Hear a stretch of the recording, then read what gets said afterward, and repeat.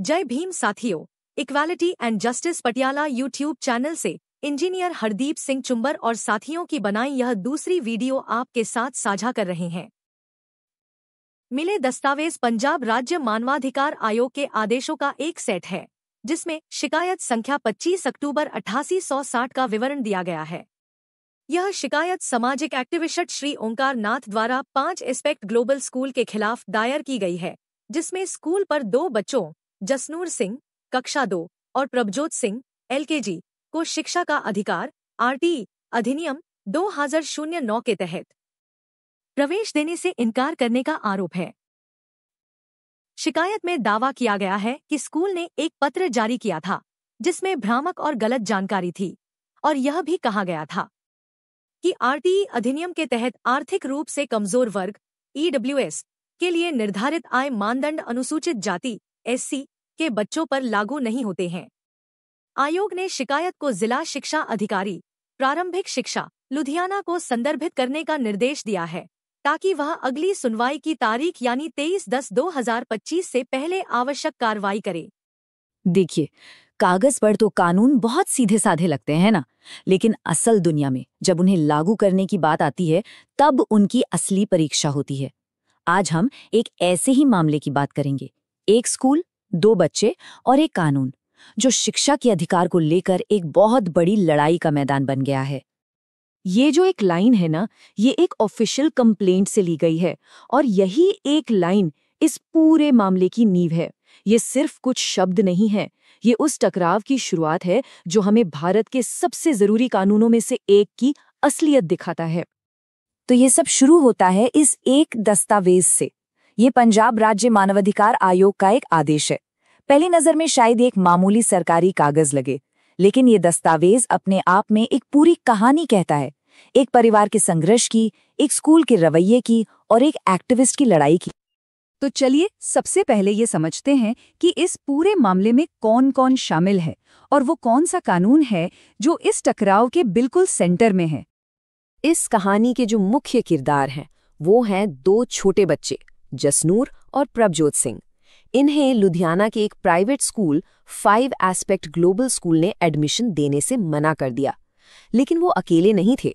उनकी आवाज बने एक सामाजिक कार्यकर्ता ओंकार नाथ, जिन्होंने इस मामले को शिक्षा के अधिकार कानून यानी RTE एक्ट की कसौटी पर परखने का फैसला किया। अब ये समझना बहुत जरूरी है कि ये RTE एक्ट आखिर है क्या चीज। साल 2009 में पास हुआ ये कानून भारत के हर बच्चे के लिए एक बहुत बड़ा वादा था।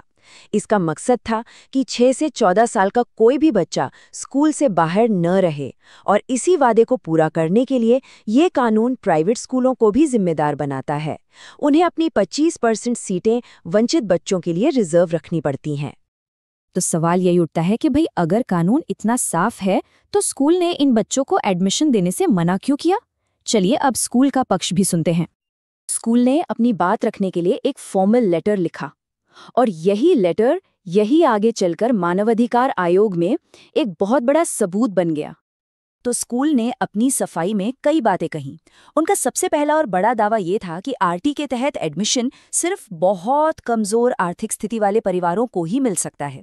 दूसरा, उन्होंने ये भी कहा कि अनुसूचित जाति का कोटा तो पहले से ही फुल है, हालांकि इसका कोई सबूत नहीं दिया। बात यही नहीं रुकी, उन्होंने तो कानून के खिलाफ जाकर इन बच्चों से फीस तक मांग ली और धमकी दी कि अगर फीस नहीं दी तो स्कूल से नाम काट दिया जाएगा। अब स्कूल के इन दावों के जवाब में सामाजिक कार्यकर्ता ओंकार नाथ ने एक शिकायत दर्ज की, और उनकी शिकायत का जो आधार था वो कानून की एक बहुत ही बारीक समझ पर टिका था। ओंकार नाथ का तर्क सिर्फ ये नहीं था कि इन 2 बच्चों को एडमिशन मिलना चाहिए, नहीं, उनका कहना था कि स्कूल तो पूरे के पूरे राष्ट्रीय कानून यानी RTE एक्ट को ही गलत समझ रहा है, उसे गलत तरीके से लागू कर रहा है। मतलब ये मामला अब सिर्फ एक एडमिशन का नहीं, बल्कि कानून की सही व्याख्या का बन गया था। तो पूरे झगड़े की जड़ क्या थी? देखिए, मामला एक बहुत ही बुनियादी सवाल पर आकर अटक गया था। स्कूल कह रहा था कि RTE में एडमिशन के लिए परिवार की इनकम कम होनी ही चाहिए, लेकिन शिकायतकर्ता का तर्क था कि नहीं, ये जो इनकम की शर्त है ये हर किसी पर लागू नहीं होती। यही वो कानूनी पेंच था जिस पर ये पूरी लड़ाई लड़ी जा रही थी।